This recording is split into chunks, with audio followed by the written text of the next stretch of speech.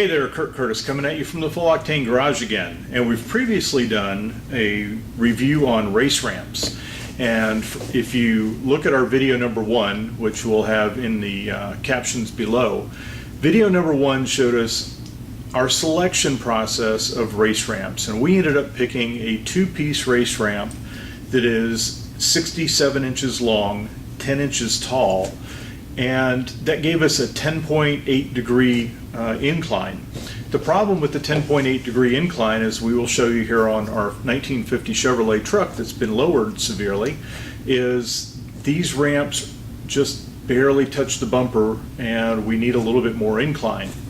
So what we did was, in our research, we had ordered the extenders for the race ramps, and these are model RR EX14, $120.65 on Amazon, and that is free shipping on those.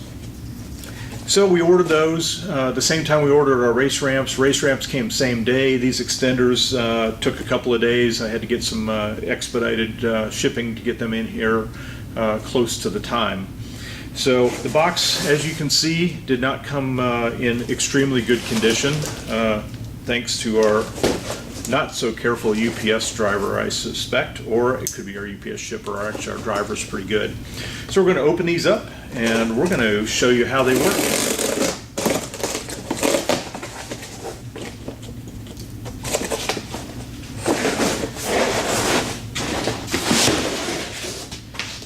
Comes with 2 of these, and you'll notice that there is actually, if we do it this way, they go down. There's actually a little groove here, and that groove sets on the ramps when the 2 pieces are together to extend the ramps further, and it gives you a 6.6 degree incline, I believe, somewhere in the 6 degree range, which is going to be more than enough for us. Again, 1,500 pound capacity on these, so per tire. So if you have a 6,000 pound car, you're probably close to the right range.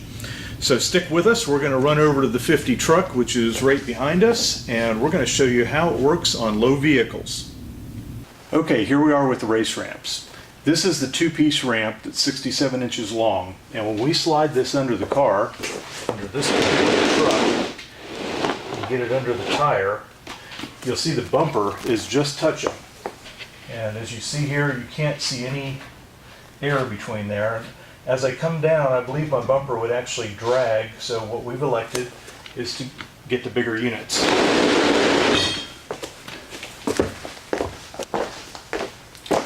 And the way these work is, as I mentioned, they do have a notch here that is going to stick into the race ramp. So you slide this in place until it stops, and then you line your tires up.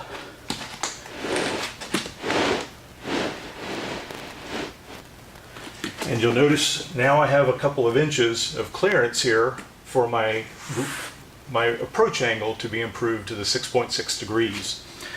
Now there's a lot of ramp here, so the one thing you want to be careful of is that you have them lined up, because as you're going up, you could run into an issue where they get misaligned and your tire gets close to the edge, so don't let that happen to you. So let's fire it up and give it a shot.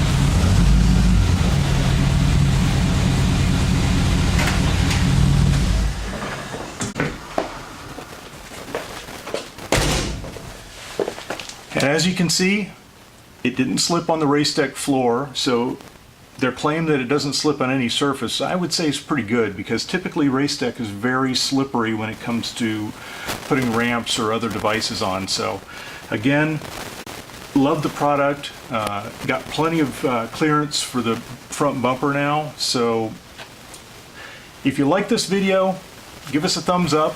Leave some comments below about how well these worked for you or how well they didn't work for you.